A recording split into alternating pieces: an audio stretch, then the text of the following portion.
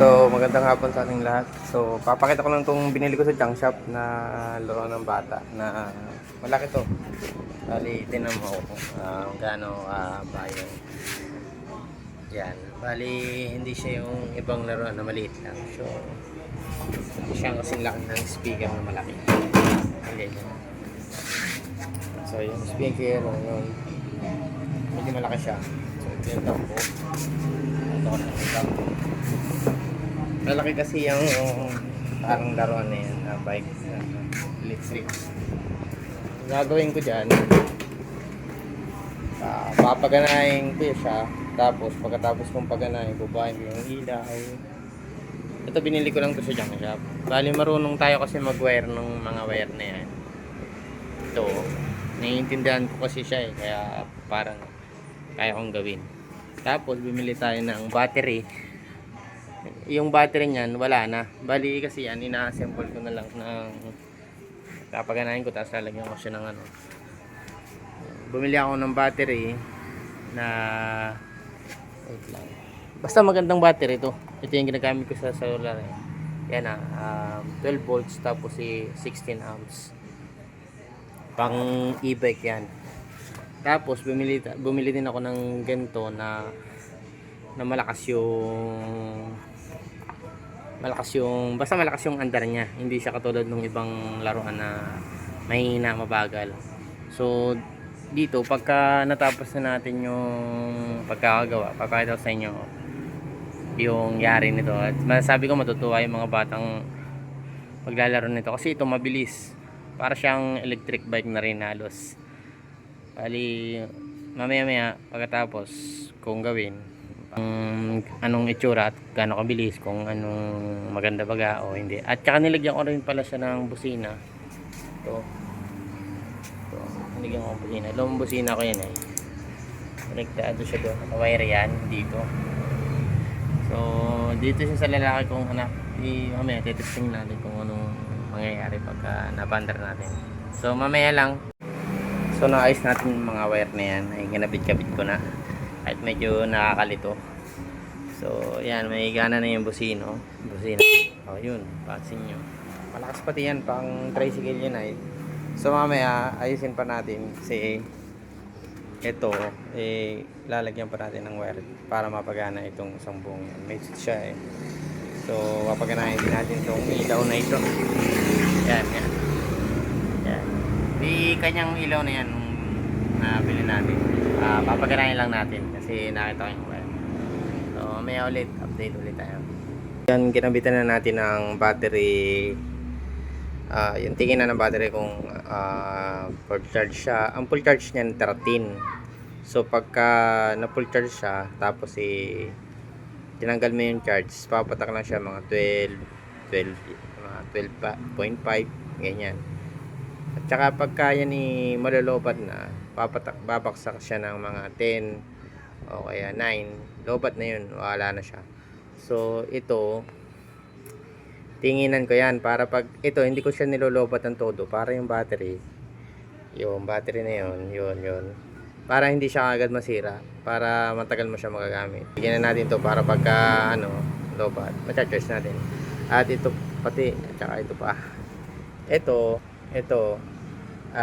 pwede ka dito mag-charge na dinalagyan ko siya ng wire para hindi ko na kailangang yung wire na yun, yung battery na yun, pagka i-charge mo hindi tatanggalin mo pa to, tapos iipitan mo pa ng pan-charger do sa may negative, yung positive tsaka negative. So ang ginawa ko, nilagyan ko siya ng wire papalabas, tapos nilagyan ko na siya ng design.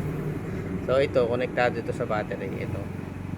So pagka mag-charge ka, iipit mo lang siya dito, tapos iipit mo. Ito positive, nilagyan ko siya ng positive tanda. May flash siya. Positive, tapos ito negative, para hindi magputok yung charger o kaya yung masira yung battery. So ayan, ginawa lang natin ng paraan para hindi mahirap. Yun, medyo mamaya ikakabit na natin to. Tapos mamaya tignan natin kung ano mangyayari. Bali, in-upgrade din natin tong itong itong tukso ng van. So ito kasi sync to. So pag dahil malakas na yung battery niya tapos malakas na yung dynamo, ito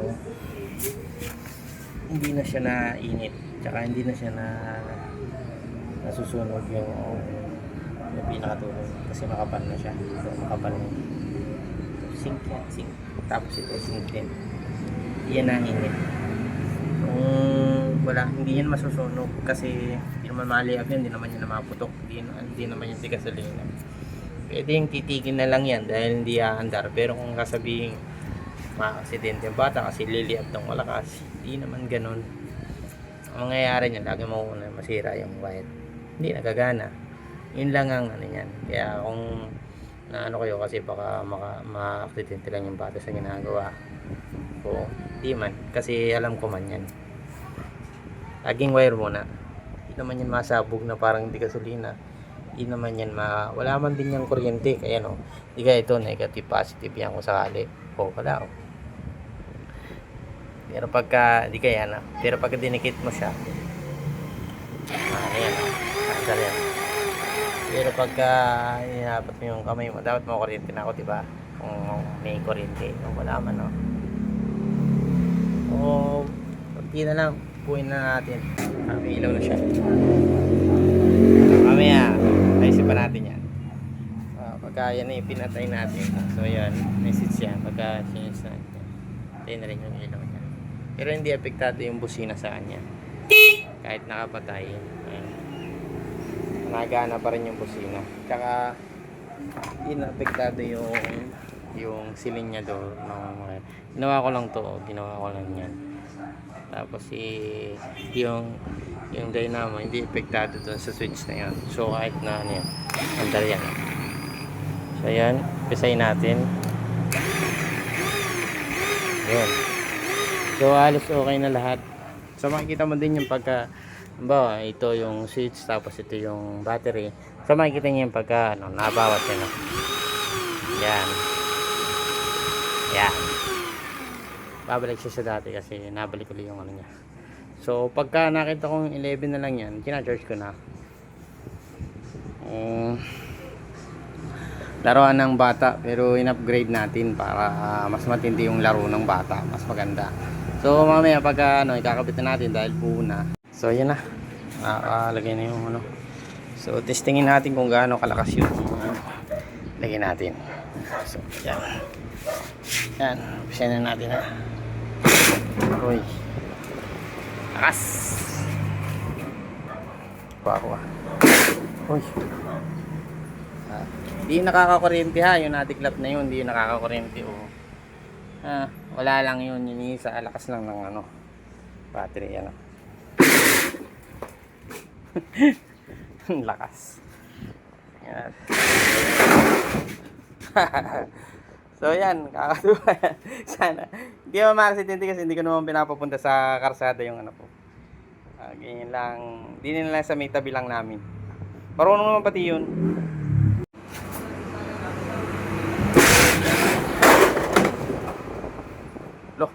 Yun.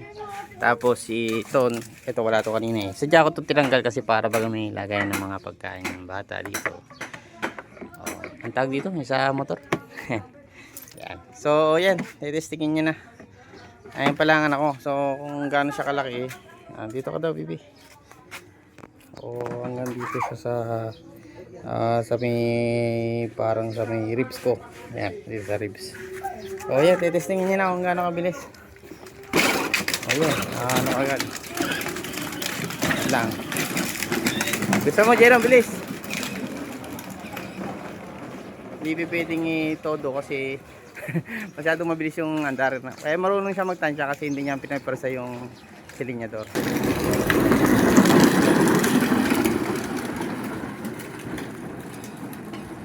Ano siya i-charge. So bumili kayo ng ganito kasi so ito pula, positive. So yun, may palatandaan na positive. Nakapit niya lang dito sa may dulo. So, tapos ito sa may negative. So yun. So hindi pa siya kasi hindi pa naman siya nakasaksak. Kasi nampul ko lang naman talaga. Pero tinamot, agana na siya. Ibig sabihin, pero medyo malabo. Pero wait kita. So yun, 12.3. So yun, kita niyo yun, 12.3 din. So same siya. O pagka tinarge mo niya yan, ilalagay niya dito sa may dito sa motor. Kung full charge naman yan, pagka pinupull charge ko siya, nakayaan ko siyang mag 14 hanggang sa makikita niya dito nakalagay sa kanya full. Tapos yun na, full na. Kaya ang kailangan niya lang i-charge siya pagka siya ay 11 na. Matagal talaga itong gawin. Halos na 2 araw to sa bata. Minsan yan, nakakarating pa kaming malayo. Nakabike ako tapos nakalaruan siya ng ganito. So dito lang, maraming salamat. So panoorin nyo lang yung aking videos para hindi kayo mahirapan. So sa pagka-wiring medyo mahirap, pero kung medyo may alam ka, may intindihan mo naman yun. Nagbigay lang ako ng tip para kung sakaling gusto nyo gawing malakas yung laro ng bata, edi kaya nyo gawin at may idea kayo kung paano nyo gagawin. So dito lang, ito talaga sira talaga yan, wala talaga yung wire, wala din yan talagang dynamo, wala din yung battery, wala talaga yan. Ang meron lang sa kanya yung ilaw, tapos ito lang yung switch lang niya na pinagana lang natin, tapos inayos lang natin, kaya ito nabuo at kumana naman. So dito lang, maraming salamat. So